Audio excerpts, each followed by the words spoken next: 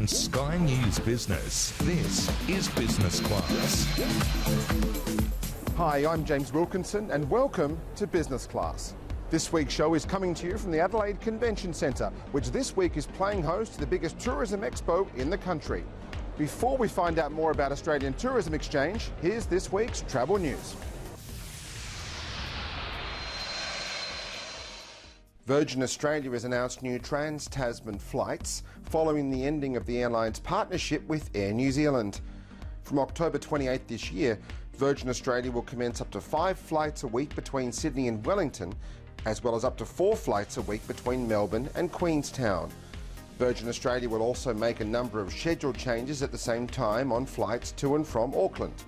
Later in today's show, we speak to Virgin Australia's Group Executive Rob Sharp to find out more. In Qantas news, Qantas frequent flyer members can now use their Qantas points to make redemption bookings online with all oneworld partner airlines. Previously, Qantas frequent flyers had to make reward seat bookings with Japan Airlines by phone, but now they've come online, meaning every single oneworld carrier is now available to book through Qantas.com. This gives Qantas frequent flyer members access to over 1,000 destinations in nearly 160 territories across the Oneworld Alliance network, and a total of more than 1,200 destinations worldwide with Qantas's 50-plus airline partners. British Airways is expanding its basic economy offering to a number of cities around the world. The basic fare offering, which has been available in Europe for some time, is ideal for customers who don't want a check-in bag or to select a seat. It's about receiving a lower fare. Customers will still get BA's 2-item hand luggage allowance, food and drink on board, in-flight entertainment, blankets and headphones. Fares from London start from £143 each way, and it's available on flights from London to Austin, Boston, Delhi, Denver, Dubai, Hong Kong, Oakland, Philadelphia, Punta Cana and Singapore. Still on British Airways, and the airline's parent company, International Airlines Group, has acquired a 4.61% ownership position in Norwegian, one of Europe's fastest growing low-cost airlines. IAG says the minority investment is intended to establish a position from which the company can initiate discussions with Norwegian, including the possibility of a full offer for the airline. IAG said no such discussions have taken place to date, that it has taken no decision to make an offer at this time, and there is no certainty that any such decision will be made. IAG owns British Airways, Spain's Iberia, Ireland's Aer Lingus, and 2 low-cost airlines, Vueling and Level. On to hotel news now, and Melbourne developer Capital Alliance has unveiled renderings of the first Marriott to be built in Australia in 20 years. Gone are the staples of older 5-star hotel rooms, things like carpet, heavily branded decor and clunky furniture. Instead, the new $250 million Marriott Docklands will feature 200 rooms with clean timber flooring, beds sitting atop frames, a small table for dining and exposed joinery replacing closets. Opening in 2020, facilities at the new Marriott property include a 28-metre rooftop infinity pool and adjoining bar, as well as a ground-level bar, restaurant and a laneway cafe. In related news, Marriott International has announced it will introduce one set of unified benefits across its Marriott Rewards, the Ritz-Carlton Rewards and Starwood Preferred Guest programs for its members from August 2018. The company says under the new program, members will earn more points faster than under previous programs. Marriott says on average, it's about 20% more points for every dollar spent. Australian Tourism Exchange is one of the most important travel events for Australia. To find out more about the event, we spoke to Tourism Australia's Managing Director, John O'Sullivan. Well, John, we're here at Australian Tourism Exchange in Adelaide, the biggest event on the Australian tourism calendar, isn't it? It is. It's a massive event for us. We have, almost 3,000 delegates from around the world, and it's the opportunity for the Australian industry to tell their story, tell what's new about Australia, and really importantly, get their product on the radar of those wholesalers that, buy product, that sell product internationally. So it's a very, very important event. And you look at the biggest inbound markets, China moving up the ranks very quickly. Yeah, absolutely. Well, they're just chasing down our Kiwi cousins and they're almost there to be number one. I expect that to happen this year. But, you know, we're seeing great growth out of the US market, which we think is a really big opportunity for us. We've seen Japan come back. India's growing at record levels. So it's a healthy story across the board. We're not complacent, but we're very happy. Speaking of the US, you did a lot of campaigns in the last 5 years with Oprah Winfrey and Ellen DeGeneres and everybody else. Now you've got the Hemsworth boys on board as well. How has that paid off for you? Well, look, I think for us what we know about the US is these high-impact events work. You know, in 2010, Oprah Winfrey was a breakout for us as an organisation in many different respects, and it was big, it was bold, and it made a statement. And then obviously this year, we took the Dundee concept into the Super Bowl. We're seeing really good reports back from our trade partners of around about 19 to 20% increase in sales, around 16% increase in yield, and so that's just shows to us that these bigger initiatives in the North American market do pay dividends if it's the right concept. So you must be happy with the amount of air access with America now. This is just almost unheard of levels. 10 years ago you would have laughed and gone, we wouldn't have that many flights now. It's absolutely amazing, isn't it? Yeah, it is amazing. I mean, you can fly direct from 5 cities non-stop into Australia now, and we know that talking to our aviation partners in that market that they're looking at either enhancing existing routes with more frequency, bigger aircraft, or looking at adding new centres out of North America. And the fact is that our two countries have a great affiliation with one another. We're celebrating 100 years of mateship this year. They are a country that we relate to and vice versa, and we believe that with a big investment on concepts like Dundee that we can take advantage of that. One of the most important components of Australian Tourism Exchange is the media program. This year there's 84 journalists from 15 countries writing about Australia to the world. To find out more about that, we spoke to the CEO of Travmedia, Necia Wilden. So Nick, we're here at Media Marketplace, which is one of the most important parts of Australian Tourism Exchange, isn't it? It absolutely is, James. This is the 5th year that we've done this event. We hosted it first in Cairns, we've done it in Sydney, Melbourne, and this is the first time we've done it in South Australia. We're very excited about it. And where have the media come from? Where have the journos flown in from? Yeah, it's a very good question. Australia's target markets are always the Europeans, the Americans, but now we're also finding that the Chinese market is huge. And who are they meeting with today? They're meeting with everybody from small operators, hotel chains, attractions, as well as the state tourism boards. So it's really important for us to get everybody from the small operator right through to the huge operators like hotel chains like Hyatt, Hilton, through to tourism boards like Tourism Queensland, Destination New South Wales, South Australian Tourism Commission, which was our host here today. Now it's time for our Foodie Files with Necia Wilden from right here in the Festival City. Thanks, James. Yes, well, I'm over in Adelaide for Tasting Australia, the state's annual food and wine festival, and also to check out a couple of the city's hot restaurants. So last night I went to Sea Salt at Henley Beach. It's new and it's ostensibly a fish and chipper, but of course there's a bit more to it than that. Think of Sea Salt as the fish restaurant you always wanted by the beach, but never really quite had. Sea Salt is smart, it's relaxed, it's very well run, and it has plenty of outdoor seats facing the water. So, what to eat? Well, yes, of course, you can do just the fish and chips, and it's very nicely done too, but you'd be missing out, because the menu really takes you on a cook's tour of prime South Australian seafood, done in lots of different ways, like the ultimate bar snack, ortiz anchovy soldiers with salted egg yolk butter. Now, if you don't like fish, you can pop right upstairs to sister restaurant Melt. So that's not one, but 2 restaurants by the water serving great food. And I reckon that makes them a destination. Now, there's a few other places you might like to keep top of mind. First, one of my all-time faves, Africola in East Terrace. Yes, I suppose African cuisine isn't necessarily the first thing that springs to mind when you're heading out to dinner.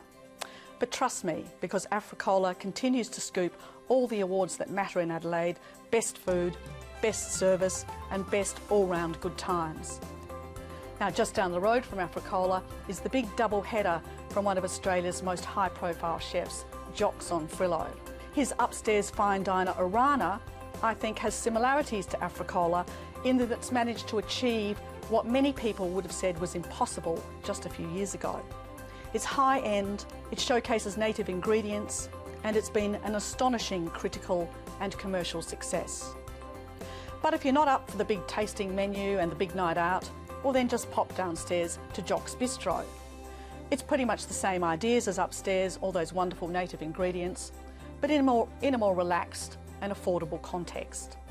Of course, you want an Italian restaurant on your list. Well, that's easy. Osteria Oggi in Pirie Street. Great fit out, hugely popular. It actually boasts the longest bar in the Southern Hemisphere at 23 metres. House-made pastas, strong wine list. What's not to like? That's Oggi in the CBD. Finally, a couple of places in Hutt Street, a precinct that's been in the news for some of the wrong reasons lately. But there are plenty of good reasons to go there if you're into your food and wine. First up, Bar Torino, next to the mothership Chianti, that's an Adelaide institution. Bar Torino is your go-to if you're looking for somewhere buzzy, happening, and a wine bar that also does duty for dinner. Now, just down the road from Bar Torino is a new Mod Asian place I'm hearing great things about. Bai Long Store, translates as White Dragon. It's Pan-Asian, the owners have splashed a fair bit on the fit-out, the menu is refined and looks pretty ambitious. Definitely worth further investigation. So that's my slice of Adelaide now. But stick around for more things to do in this great city with James Wilkinson, right after the break. You're watching Business Class on Australia's Business Channel. Welcome back to Business Class. There's a lot happening in Adelaide with food, wine, sport and much more. To find out a few favourite things to do, we spoke to Rodney Harricks, the CEO of the South Australian Tourism Commission.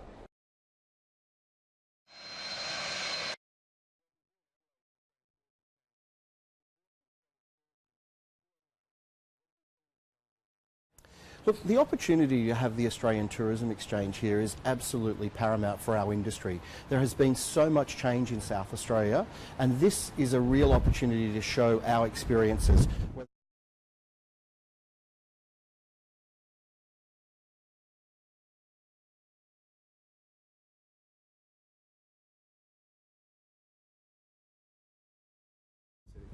Look, food and wine is really very much part of Adelaide and South Australia's DNA. And we see that with, the investments like Darrenberg.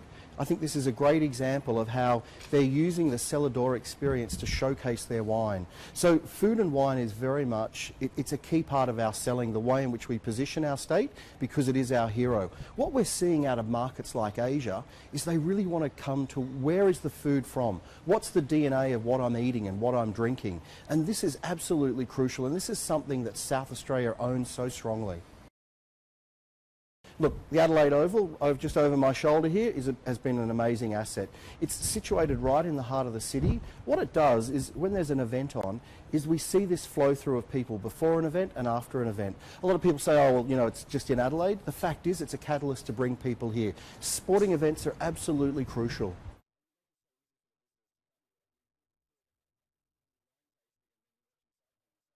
Absolutely, and if you want, you can actually sit on the front door of the cellar door and actually watch the cyclists go past. That's the great thing about South Australia, is that it's very accessible. Adelaide Hills, in the heart of it in 25 minutes.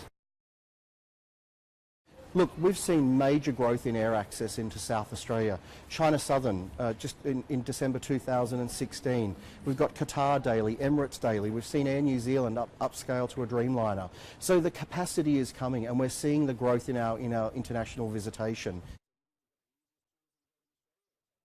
Look, I've got to tell you, I've got an amazing team and we're in a really good space. What we've got here is an amazing destination with some brilliant product, and food and wine underpin all of that, as well as the beverage sector.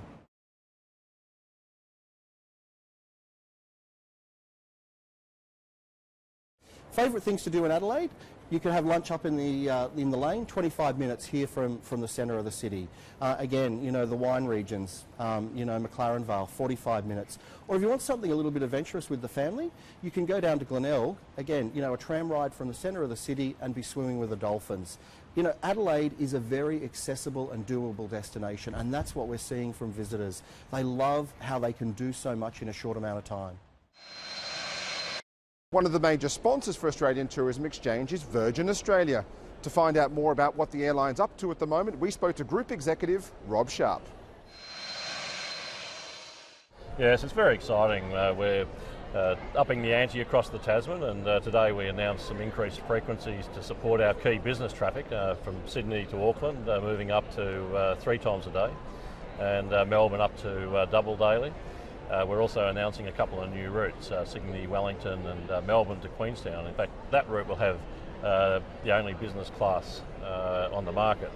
So this is actually broadening our network, getting the frequency up to support our premium leisure and business traffic, and we're doing it with our modern fleet of 737-800s. So we get the frequency and we believe a good product offering across the pond. Now, the beauty about having that product across the Tasman is that you're putting business class in on a couple of routes there where it hasn't really been there for some time. Yes, look, the market has had a run of low-cost carriers and product that's been geared towards full economy. We believe there is a role for business class and for us a consistency of product across to New Zealand. So we'll be continuing to improve our product, and we'll have some announcements coming in regard to that. But today it's really saying here's the network, here's the cities we're flying to, and we'll announce some more interesting news over the coming months. And a lot of innovation from Virgin at the moment as well. We're looking at off-site check-in. You now have in Sydney at the cruise terminal for passengers who've just got off a cruise. Yes, look, if you're a passenger arriving in Sydney in the morning and you have your luggage, you've got to tramp out to the airport, check it in, then come back into the city. We actually have a pop-up check-in, and there's a security approved process with actual check-in technology that's been developed by a company called Oasis, and we're partnered with them. And the feedback we're getting is absolutely fantastic because you get reunited with your bag at the end of your journey. We handle the whole lot. In fact, here at ATE on Thursday, the pop-up facility will be here and operating. So anywhere where there's a big event, a sporting event or a conference, you can potentially use this technology. So it really adds to the customer experience, and that mobile technology is opening up these innovations. And we've also announced recently live connectivity on our aircraft. So we've got about 13 or 14 of our 737s now kitted. 4 of our 5 777s are kitted. And we're just in the final stages of the testing. The 737s are proving to be extraordinarily reliable, absolutely fantastic product. We'll be commercially announcing that shortly once we're happy with the testing. So in the next few weeks you should see something formal on that front. But that product, once again, no one across to New Zealand is using that product, and we believe that product will add something to our kit bag of product and customer innovations. And importantly, on the routes over to the US, to California, you'll soon have it on every single 777. That's right, and on those long 14-hour flights, as much as business people love to be not connected, I think you'll find that people can upload files, or once they've got some emails done, they can send those off and stay connected. For leisure traffic, interestingly enough, the millennials love posting on social media, and I suspect there'll be quite a bit of that going on as well. But that's one of the good things where you do have the option as a passenger to have it or not. And how important has this been for you in the last 3 or 4 years to get the technology right? The digital capability in the business is absolutely a key platform. In fact, customer, digital and leveraging our international alliances and international travel are the 3 key platforms that I'm looking at. Digital is a really interesting one in that if you look at efficiencies, you look at customer differentiation, all of those are actually underpinned by digital. So you'll see us doing a lot more targeted customer profiling, and rather than sending emails that aren't relevant, you'll be getting offers that are much more relevant. Most businesses are heading down this path, and if you're not in the digital game, you'll be out of the game. And when it comes to integration within the group, obviously Tiger Air, where you were formerly with, getting closer into the group, you're looking at options at the moment on how to use that brand effectively? Yes, and look, Tiger's transforming its fleet.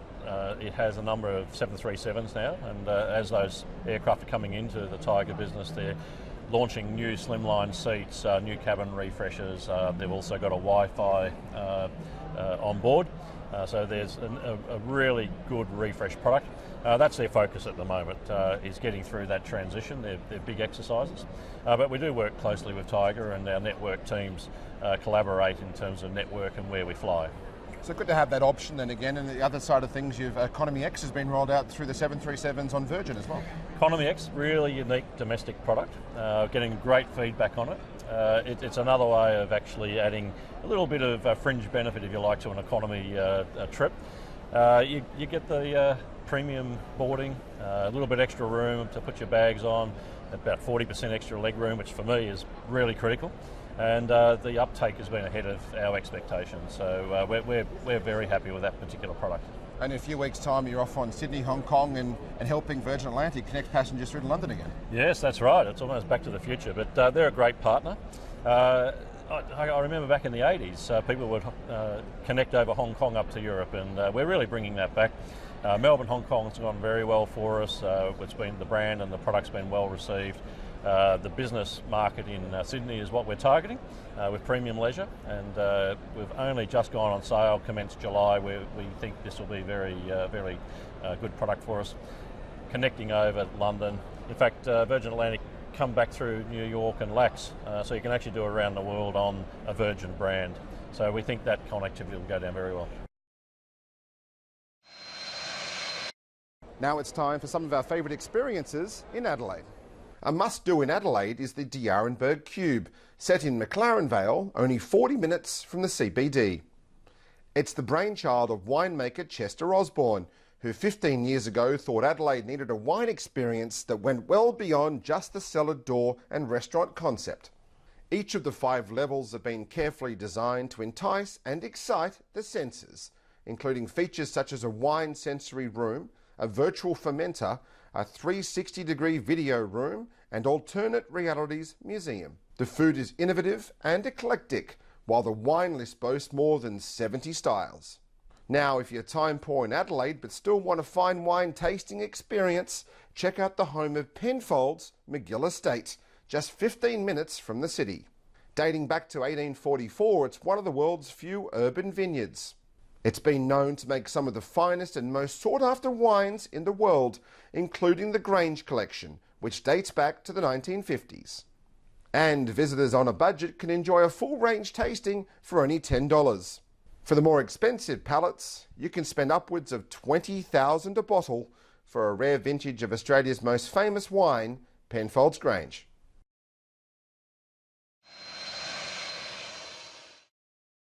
Well, that's it from us in Adelaide. Thanks for watching, and catch you next time from London. You're watching Business Class on Australia's Business Channel.